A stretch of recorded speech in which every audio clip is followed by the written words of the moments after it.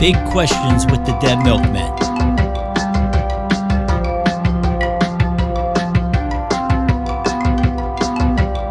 Welcome to Big Questions with the Dead Milkmen. This is our 5th viewer mail episode. We haven't done this since April, and the questions have piled up, so let's get to them right away. First one comes from Angel. It says, she asks, what's an instrument or piece of musical equipment that you don't have anymore, but wish you had today? If so, why, or what could it do that nothing else can? I, in 1987, had a wonderful guitar that was a Fender Telecaster that I loved, and I don't have it today. What can it do that no other guitar, it can't? Other guitars can do what it can do, but that's the only thing I could. Oh, I had a nice acoustic guitar too that got swiped out of a van. Rodney didn't take it. But, you know, guitars are these things that you get used to and like, and I bought another Fender Telecaster of the same style or whatever, and it was completely not quite as good as the one that I used to have, but that's all. I also am missing a guitar. It was an acoustic guitar. Not much of a guitar player, but I do like playing acoustic guitar sometimes just for fun. And I really like this one, and somebody smashed it. So. What? Somebody smashed it that you knew? Oh wait, yeah. I know the story. Never mind. Not on me. I walked in and heard a sound and went out and saw her smashing. It's an ex-girlfriend. She was angry. Right. Jimi Hendrix's daughter. Yeah. Lighting it on fire. Yeah. Peterina Townsend. But actually, indirectly or maybe directly because of that, I ended up meeting Chrissy, and she became my wife. So that was all a good thing. Chrissy worked at the guitar repair store. No way. Huh. I'm embellishing. I'm making viewer mail as interesting as I can, fellas. I'm doing what I can. Okay, Rodney, or is it That's me. Dean. I'll embellish too. Yeah, I had a Moog System 55 back in the 70s, and Keith Emerson stopped by and he said, "Could I borrow it?" And he took it on tour. He did some nasty things to it. Did he bring it back? No, I never had a Moog System 55. I remember that giant Moog system because we brought some orphans in to see the show, and it toppled over on them and crushed them. Easy come, easy go. I can't think of actually any particular musical instrument that I don't have that I'm still playing the same drum set that I got in 7th grade with a few new parts here and there. I remember the snare got stolen. I did get a snare drum that I liked stolen in Pittsburgh on tour once, but then I replaced it with the one I'm using now, which is even better. So. Oh. I guess I can't complain about any missing musical instruments right now. I miss my DX11 that I threw into the crowd in Austin, Texas. Everybody's shaking their heads. If the DX11 had a name, I'd been with it for years, and I actually used to sleep next to it. When we were on tour, and these guys can vouch, I would put the DX11 in the bed next to me. I loved it. The reason I would want to have it now is it had that 61 key Yamaha synth action that was perfect. Now, you're saying, well, can you replace it? Yes, very easily. What happened was for years, everybody hated FM synth except for me and Brian Eno. We're like the only people out there saying, these things sound great. And the world kind of forgot about them. And then one day the world woke up and said, oh, these things sound amazing. So you begin to get the Korg Volca FM, which is an emulation of a DX7, but they also, Yamaha made a Reface DX, and that is the 4-operator. But the good news is, and we might get to this in recommendations, my 4-operator synth is back.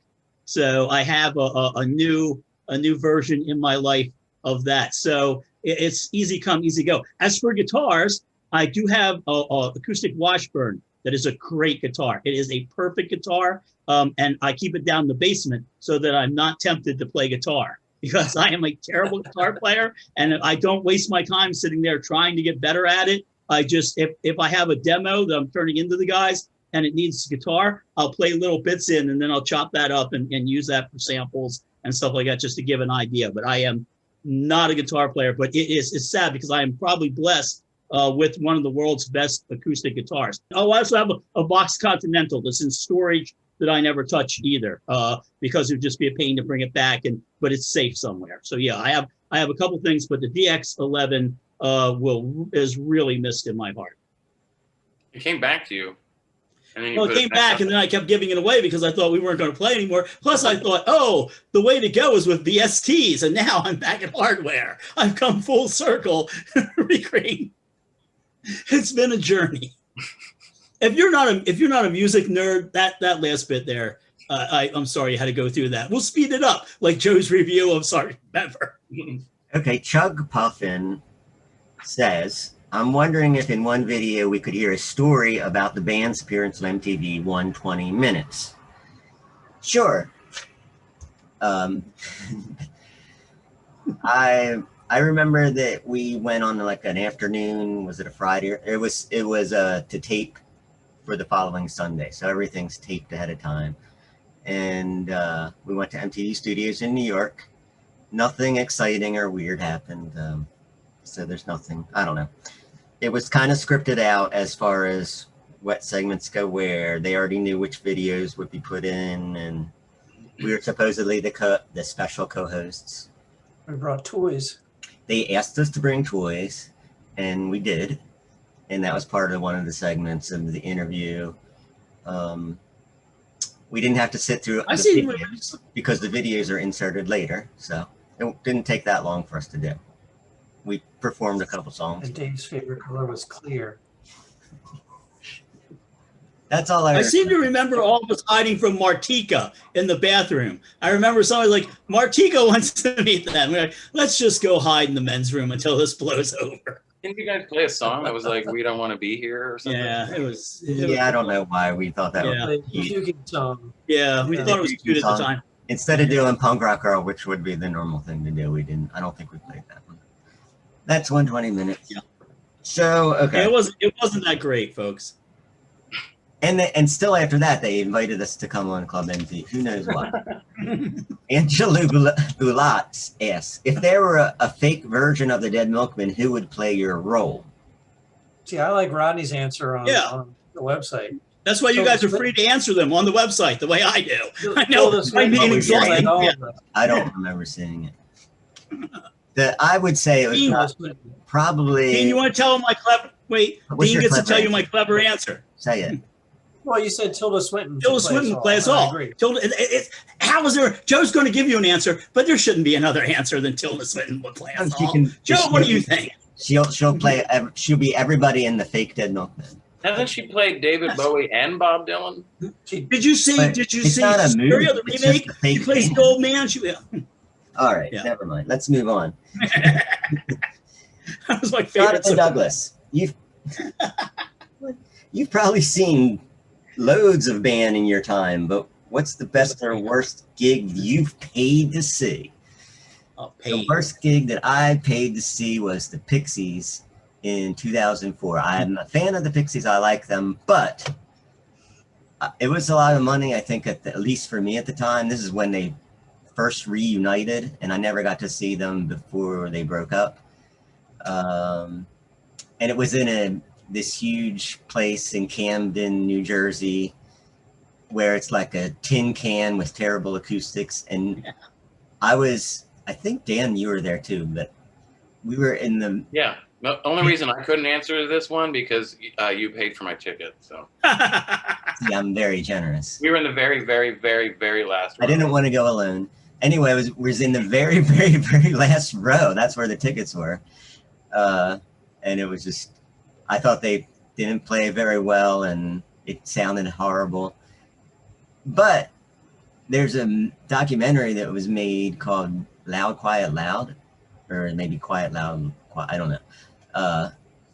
a film about the Pixies, and the very next day in that same venue in Camden, there is the scene from it, and they sound great. So I guess it's just a matter of a day, what kind of performance you can get from a band. I actually can't think of the worst show I paid for. I almost feel like the worst shows I've been to I hadn't paid for, but the best show I paid for, I think, was Mr. Bungle in 1999 at the Trocadero. It was amazing to just see them play all of the things that I'd heard on the records, and they had sometimes like 8 or 9 people on stage. But right up there, tied with that, is probably Secret Chiefs 3, which is also members of Mr. Bungle, but at the North Star Bar. Remember North Star Bar? How's that supposed to be? Really small venue, but great sound, and they had like a second floor balcony thing. But Secret Chiefs 3 played like 3 sets with this band Stratosphere, and it was amazing. It was in like 2001. Joe, did you go to that show? Yes, I was there. Yeah, it was in 2000, I think. That was the first time I ever saw a keyboard player hooked up to a laptop play that way. Wow. I don't know. Wow. It was wild. Yeah, that was my answer. I can't think of, I didn't think of anything worse shows. I'm sure I've been to some terrible shows. I will mention 2 shows that I have really liked in Philadelphia over the past 5 years. One was by a band from New Zealand called Tiny Ruins. They played at Milk Boy here in Philly, which is an interesting little venue. They upstairs. Seen MC Lars there a couple times. So that was a really good show. And then the other show that I saw within the last 5 years was at the Underground Arts, which is a funky little club. I saw Robin Hitchcock, who these days normally plays with just an acoustic guitar, and I don't really care for his shows that way, but for some reason he had this band called the LA Squires with him, and they did a full band show. So that was pretty unusual and a good show. So those are 2 that I can think of. Despite living in Philadelphia, I do get to see a lot of good shows. Normally, you have to go just outside the city to see somebody. So just a quick list of really great bands I've seen play perfect sets. And these were just ones I remember off the top of my head. Patti Smith, Bauhaus. I saw a Bauhaus set that me and my wife got kind of busy during. Dead Can Dance, incredible. I saw Dead Can Dance at the Kimmel Center. Perfect show, really, really good. The band Living Color, we were lucky enough to play a bunch of shows with them. Every one of their shows was goddamn amazing. I saw Nick Cave play a really perfect show. I hated the audience, but Nick was really good. Black Sabbath. I'm lucky enough to have seen Ronnie James Dio from Black Sabbath. That will always be burned into my retina and my skull. The Damned always play great shows. VMV Nation. There's always great VMV Nation shows. Now, Joe and Dean will probably remember this one. Dan, you weren't in the band yet. Do you remember the time we saw Trouble Funk at that college up in Connecticut? Yes. Trouble Funk played for 3 hours, and it felt like maybe like a half hour, like you wanted more. The bass player was doing slap bass with one hand and whipped out a pocket trumpet. I was like, do, and I was like, am I seeing this? So yeah, Trouble Funk will always remain in my pantheon of great shows. But I'm going to say the most perfect show I ever saw, and it took place at the Underground Arts, IMX. And that was just a night when everybody felt fantastic. And, you know, IMX take the extra step. They look fantastic. The show, the lighting is there, and the songs are of course there, and the performance was amazing. It was just blown away. And actually, the guy who was drumming for them was from the Philadelphia area, so it was like a homecoming. But Dan, you mentioned the North Star Bar. I was always mad that I missed. There was an IMX show at the North Star that a lot of people hail as the perfect show. And I was always mad I missed it, and people always talk about it. And I was like, but I got to see that show, and I understood seeing them live. So, all right, now the worst band. This is that you paid to see. Otherwise, Joe and I witnessed one of the worst performers of all time outdoors, and we won't talk about the guy because he was on a building, but this is the only time I've ever seen Joe heckle somebody. Joe and I went, he was so bad, we went and ate, and we came back, and he was still on stage. And yeah, but Joe, the guy ended his, towards the end, he goes, I got 2 more songs, and Joe screamed, play the last one first. Like, I've never seen Joe heckle anybody, but the absolute worst that I've ever paid to see, and this is sort of a roundabout way paying to see, because when I was 17, me and a bunch of friends went to Great Adventure in New Jersey, and the band playing there was the Joe Perry Project. And oh man, Joe Perry, known for his guitar playing, but because he wasn't so good at standing up, they just sat him at a keyboard and he played keys for most of it. I remember they had a song called Wild Turkey at the time. Joe was barely there. It made, I think I just went and became a punk the next day because just seeing that sort of rock star behavior. And again, all right, I was, I paid to get into Great Adventure. This was an extra, but my friends and I were all excited. We're like, Joe Perry from Aerosmith, Joe Perry. And it was the opposite of good. It was, think of the best day of your life. This is a total opposite of that. So yeah, Joe Perry Project was easily the worst band I've ever seen. Okay, Sam Spooky Rice plus a couple other people asked the same basic question. When will the new album be done? Any working titles or cover art yet? Will it rival or overshadow the brilliance of the Sgt. Pepper soundtrack? It will be done soon.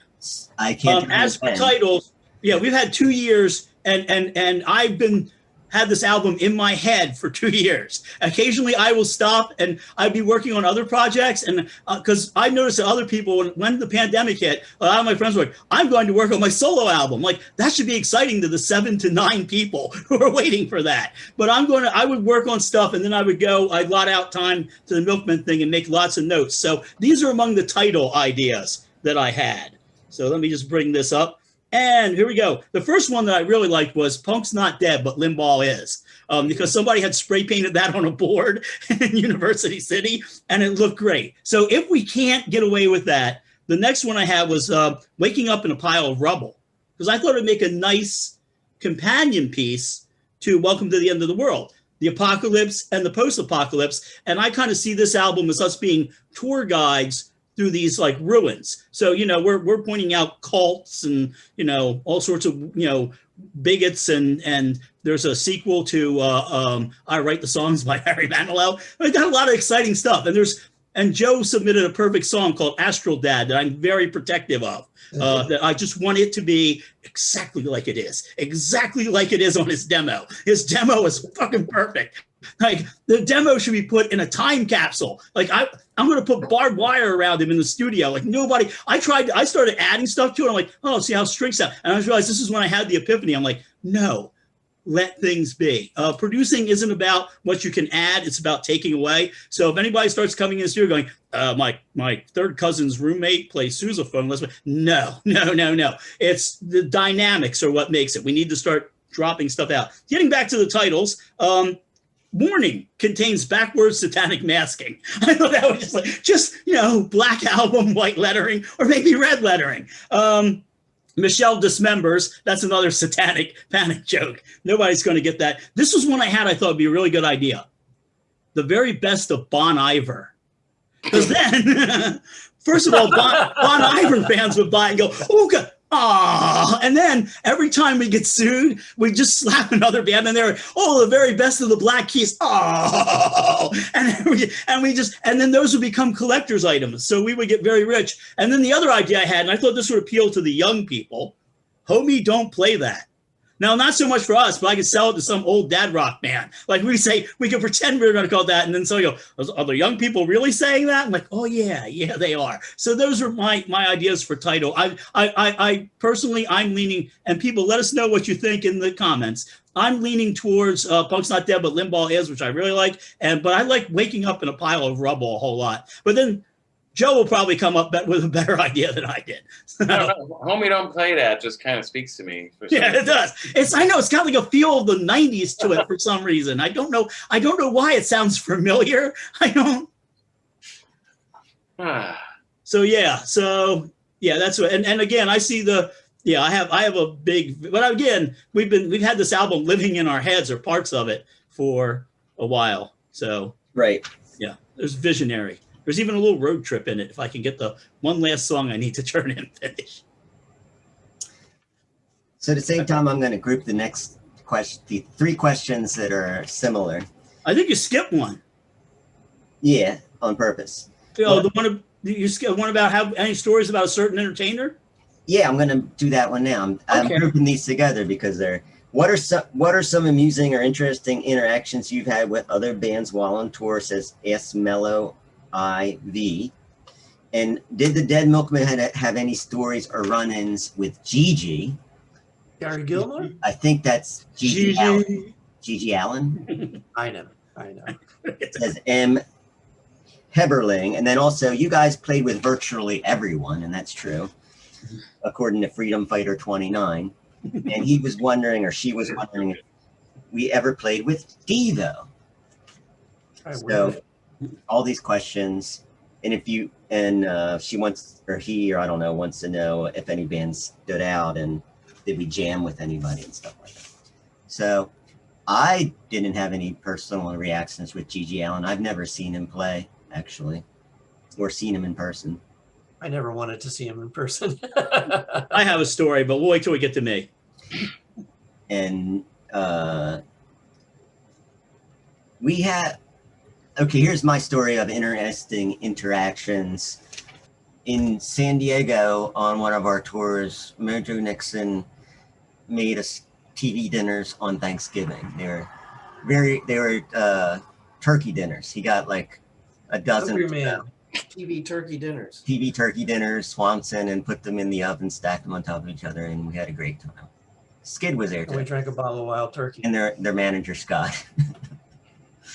And Richard Ramirez. And yeah, that's all I'm going to say. I also about Mojo, the thing I remember, we played a show with them somewhere, and the next day we were driving out of town, and we're driving down the highway, and their van pulls up next to us. The door slides open, and they start bombarding our van with bottle rockets as we're driving down the highway. Now that you mention it, that memory comes back. I have never met Gigi Allen, or when he was alive.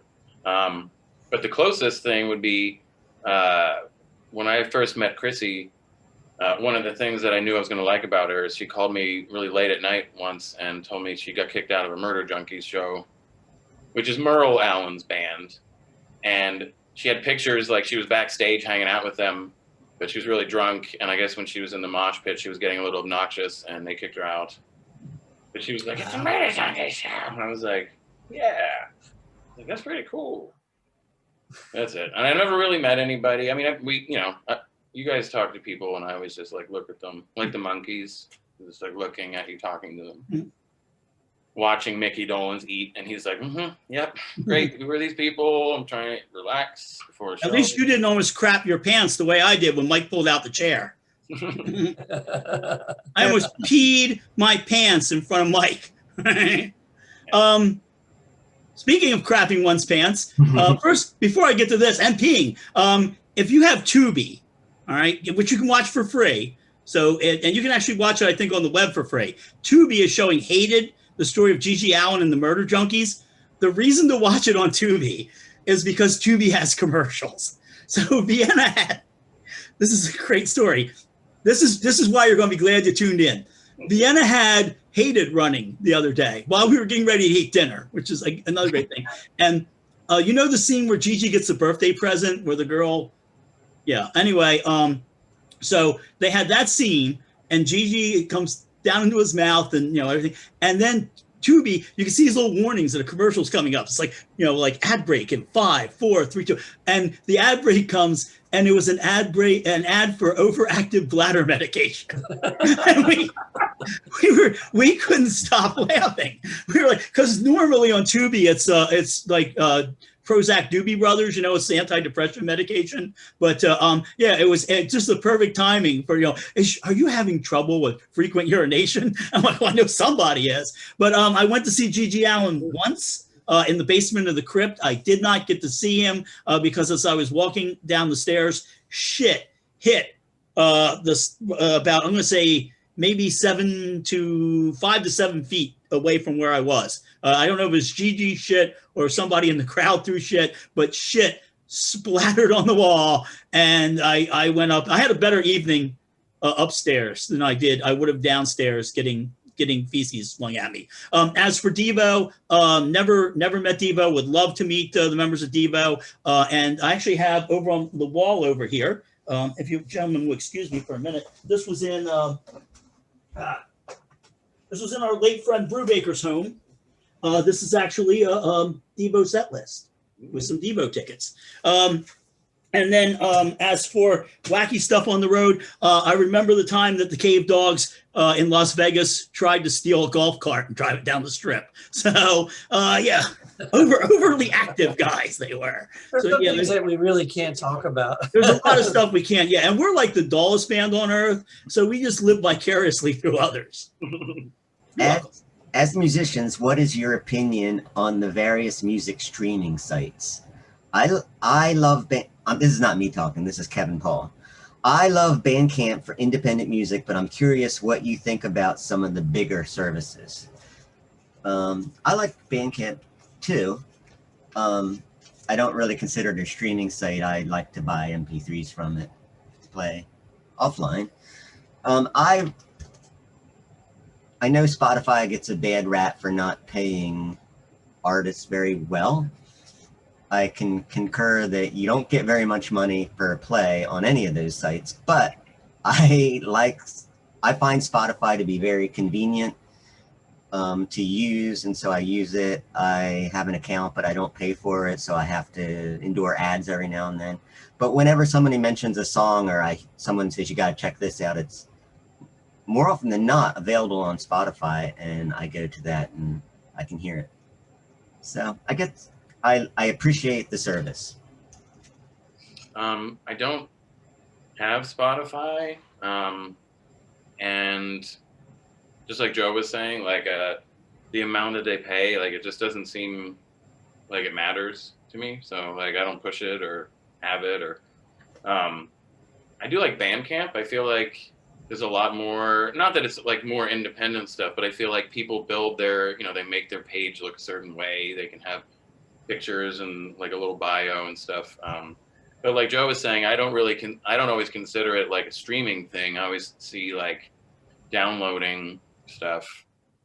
But yeah, I mean, I put a bunch of stuff up on Bandcamp. I put stuff up on SoundCloud before, but it always seems kind of confusing how that works, but that's just me. I don't know.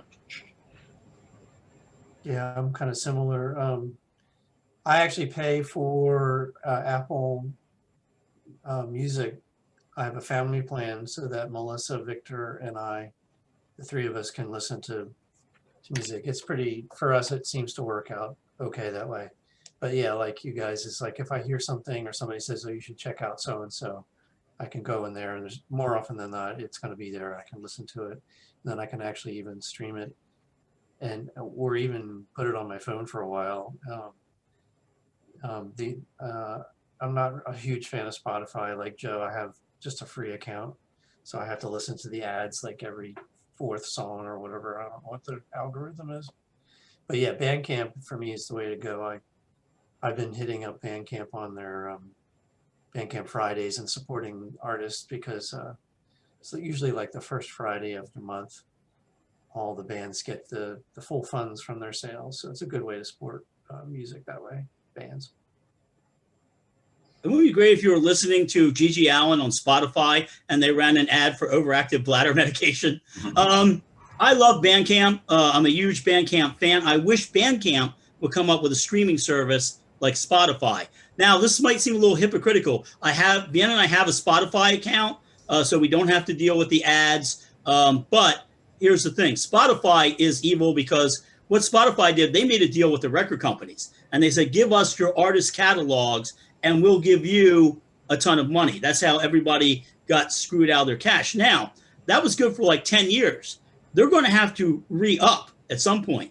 And the record companies are going to hold Spotify's feet to the fire. So you may be witnessing the death of Spotify in a couple of years. Bandcamp, please come up with some sort of service where I can go on and, right now you can obviously listen to bands' songs all the way through. And I think there's so many times you can do that. But if I could do something like Spotify, just the convenience of it, where I could do a playlist or, and just go through that would be fantastic. Most of the artists I like tend to be underground artists anyway. I mean, they're on Spotify, but if I listen to them, I usually pop over to Bandcamp and listen there. Okay. Well, Squoosh, I think this question well, we might edit this out. What's your favorite part of being a member of the Dead Milkmen? Asks Swoosh K. Squoosh. But we did a whole episode of this, so go find the one called Being in the Band. I think that's has all the answers. My favorite part is I live in Philly and people are nice to me. They say hello, and all I ever wanted out of life was be in the band, live in Philadelphia, and have people say hello to me. That's what I got. So if I go to concerts, I was at a punk rock fest today, and people come up and say hi and they ask questions, and that's the best part. And I like going on tour and sleeping in hotel beds. My favorite part of being in the Dead Milkmen is that it's the Dead Milkmen. We're called Bon Iver now. Bon Iver. I like to play the drums. I like turtles. Steve67 says, I have a big question for you. If they were to cast you all in a movie, any genre, what archetypal roles would each of you play? The hero, the villain, the nerd, the uptight spouse, boss, superior chief, the hooker with a heart of gold, etc. Doesn't have to be any of those. Just put them there as an example. Question. I would probably play the town drunk or idiot. I think that suits me. Sergeant Pepper 2 is in the works.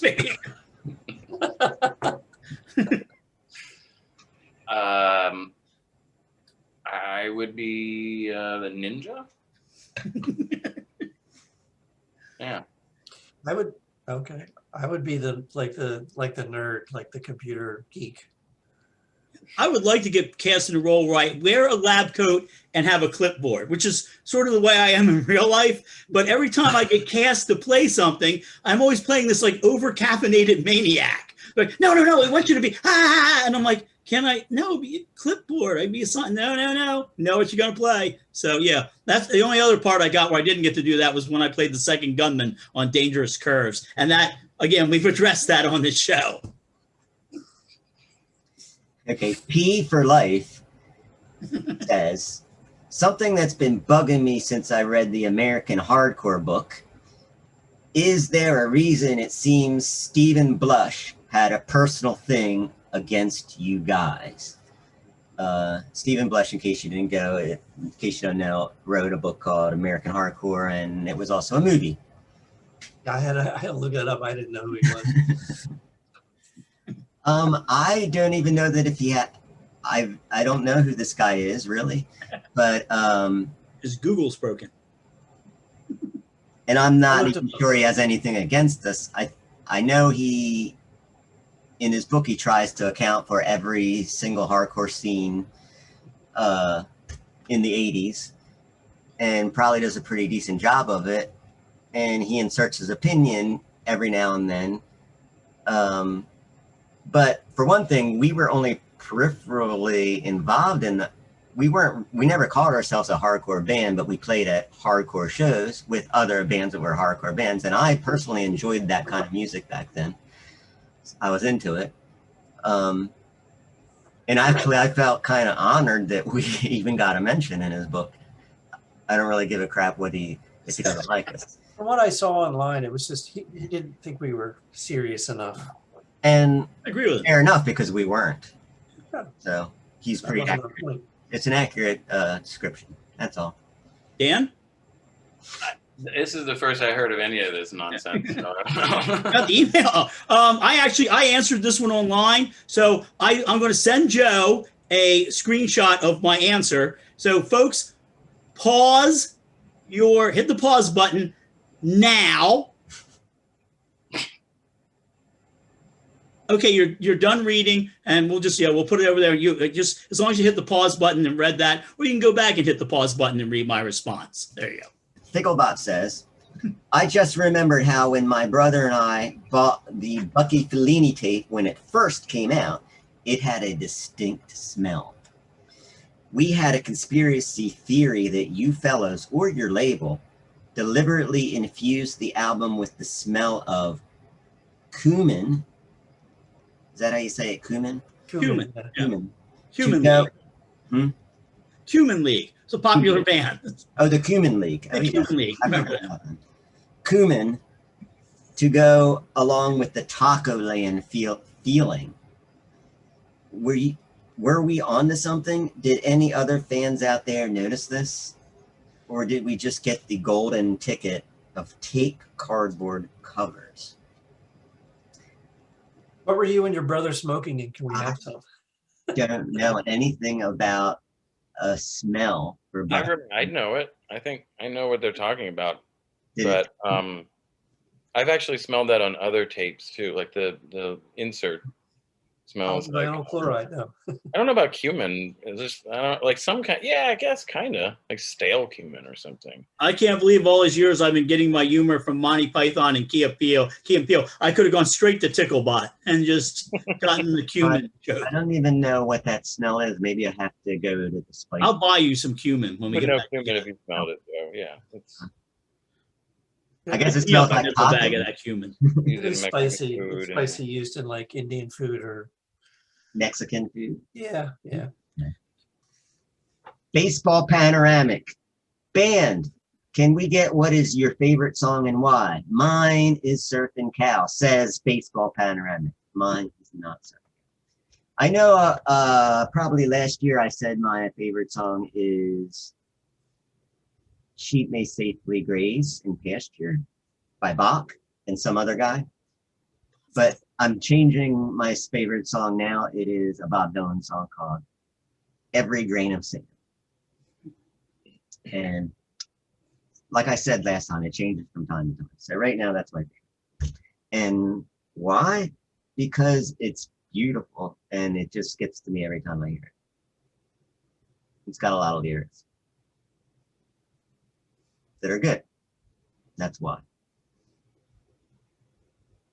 I guess I misunderstood this one, and I thought they were asking what our favorite Dead Milkmen song was. That comes later.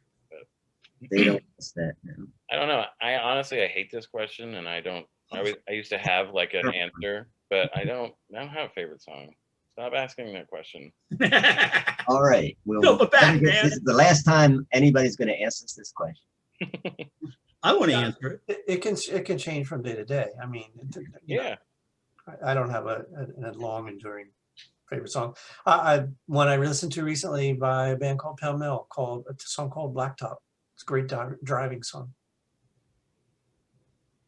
My favorite song has been, ever since the moment I first heard it, Nemesis by Shriekback.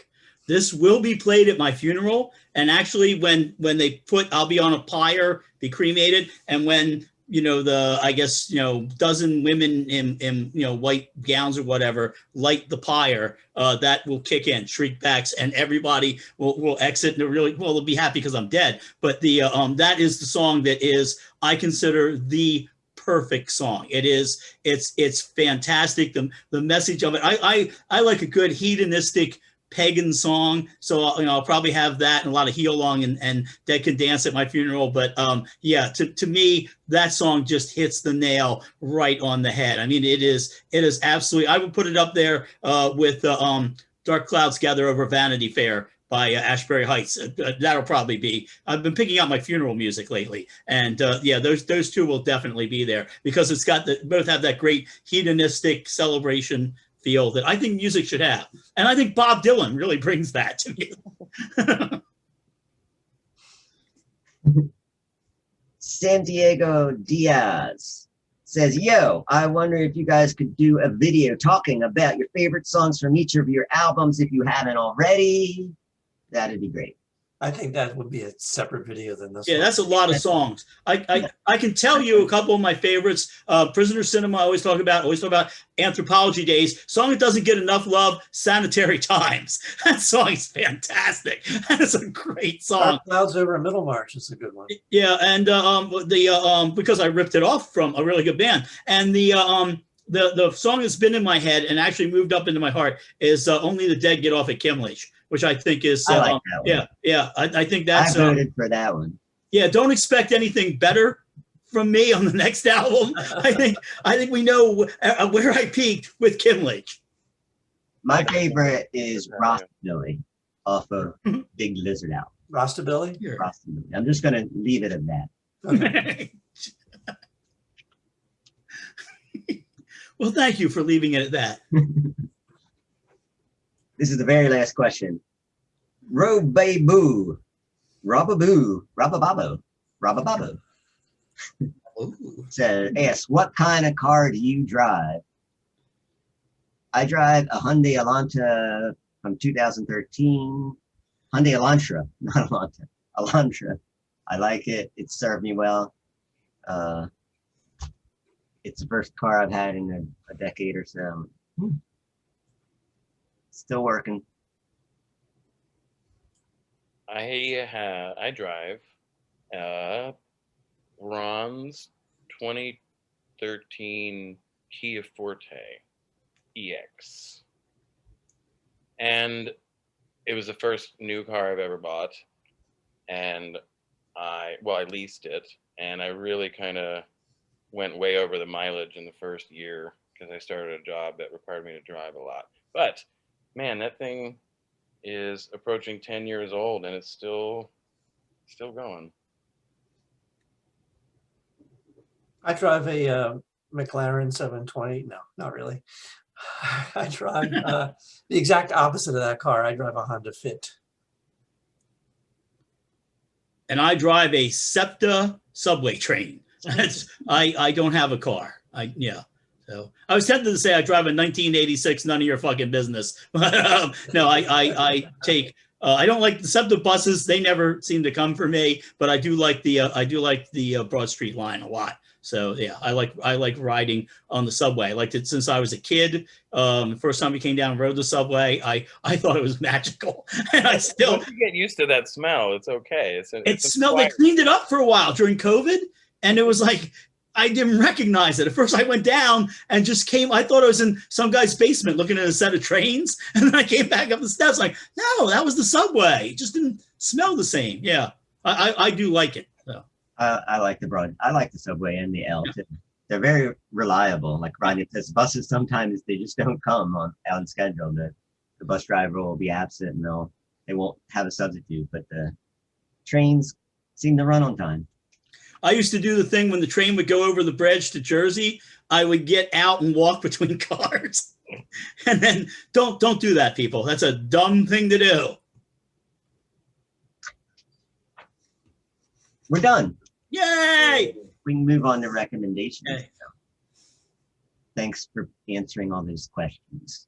My recommendation is for EP that's on Bandcamp exclusively, as far as I know, by the band Sherwin. Full disclosure, they're from Lancaster, Pennsylvania, and I'm friends with the band members. But that said, I'm not going to recuse myself from recommending them because I think it's good. And it's an EP, 8-song EP called Save My Spot. It's mid-tempo to fast, melodic, catchy punk with sung with a sense of urgency. I like it. It just came out last month. Cops are at the door. Better sing quick. Exactly. A sense of urgency. That's my only recommendation this week. All right. First, I'd like to recommend the Mothman Museum that Chrissy and the kids and I went to yesterday, 2 days ago. It's in Point Pleasant, West Virginia, I guess. We were staying with some friends, old friends of ours in Marietta, Ohio. It was a little family vacation thing. And now we're in a hotel on the way back. The other thing I'd like to recommend, the Mothman thing, we'll leave a link. It's cool. You probably heard of it. I'd like to recommend Bunny Savage's new-ish band, the PLIBmen. I did a bad plib. I plibbed the bad plib. So, and I'd like to recommend you check out their live shows on Bandcamp. Bandcamp. There's another push for Bandcamp. Also, full disclosure, I recorded the shows of theirs on Bandcamp. And just an interesting side note, the last show that Chrissy and I saw was a PLIBmen at John and Peter's March 13th last year. First show we've seen since then was PLIBmen at John and Peter's with Rodney there, which was cool. So yeah, I recommend checking that out. And they have some YouTube videos, which are good too, of the live shows. Cool. I would like to recommend a YouTube channel. We'll provide the link. It's for a channel called Great Art Explained. It's by a art critic. They're really short videos, like 15 minutes long, and he explains a painting. Really interesting little deep dive into a painting, stuff you would never think about or know unless you were an art historian. So it's called Great Art Explained. I think I saw his one on Hieronymus Bosch. Yeah, oh yes, he does. That's He does a fantastic. 50-minute one. He does an extended one. He has a huge one. Yeah, I love that. That was fantastic. Really, yeah. I mean, I'm chiming in with Dean on that one, and also Dan on the Mothman Museum, which has been on my bucket list forever. I know a lot about Indrid Cold and the Mothman. All right, so since we talked about it, here we go. It's time for you folks to bite my shiny metal ass, in the words of the greatest fictional character of all time, Bender. This here is the Korg Minilogue XD. I mentioned it before because I was talking about getting a new synth. I've been using hardware, and I don't normally like to recommend anything that costs over $100. So, think a lot. I thought for about 2 years before buying this. One of the great things about it was I talked earlier about my DX11, the 4-operator FM synth. You buy this. This is an analog synth. It's got 3 engines in it. One of the engines is a user engine that allows you to add third-party software. One of the third-party softwares is called Node. It'll give you a 4-operator synth, but just on itself, this thing is incredible. And the great thing is I'm almost 60, so this is the last synth I'll ever buy. So I bought it knowing that. And it is, not only is it beautiful, my wife who doesn't care about synths was like, my God, that thing is gorgeous. It sounds great. The options, just if you just go effects, and we'll talk about that because I had, and I showed this on an earlier one. This only cost $100. I was using this as an effects unit. And then what I could do is after I bought the effects for this, I could actually add those effects to that.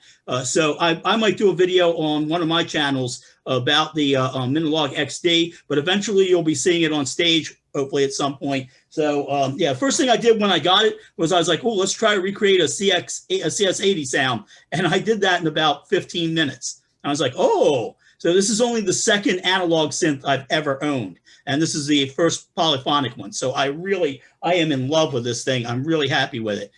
Now, moving on from that, like I say, I don't like to tell people to spend a lot of money. I'm a musician who does not spend a lot of money on gear. So if I bought it, I had to think about it for a long, long time. But here's the, since I'm showing stuff this week, my wife did get me, she liked this so much, she got me this. I usually carry my my stuff around in these for shows and for music stuff. I carry them around in lunchboxes. This is my David Bowie lunchbox. But my wife got me this, and we'll put up the link. This is from the Satanic Temple, and it's the Satanic Temple lunchbox, and it is fantastic. It makes me so happy, and I keep a bunch of stuff usually for this synth as for hooking it up and getting sounds from it. But I got the module because this, I always recommend this to people. You've got a keyboard lying around somewhere. Okay, you've got a an Arturio key step or somewhere, or you've got, I never get the keys because the keys will break on tour. So just get the module and then you hook the keys up to that. But I'm just telling you, this thing is incredible. Just the 3 engine part is absolutely amazing. And you can actually see your waveforms over here. So you're like, oh, wait a minute, let me just sculpt that a little. So yeah, I'm in a whole new world with this. And I sent in to the guys, I think like some of the demos I sent in, the latter ones had sounds from this on. So all right, that's it. I took up a lot of time with that, but I figure if I'm the last one to go, nobody ever makes it this far in the videos anyway. Thank you. Thank you, everybody. Be sure to support Velvet Acid Christ. You can go to the Velvet Acid Patreon, become a Patreon. Velvet Acid Christ, unfortunately, I think their record company dropped them. They're an important American band. You can join up for $1 a month, $2 a month. Don't cost much, but please, right after you watch this video, go to Velvet Acid Christ Patreon, become a Patreon. a patron. Become something. So yeah, there we go. All right. Everybody's disappearing. And I agree with Dean's shirt. I don't know if I agree with Joe's shirt. I never agree with Joe's shirts.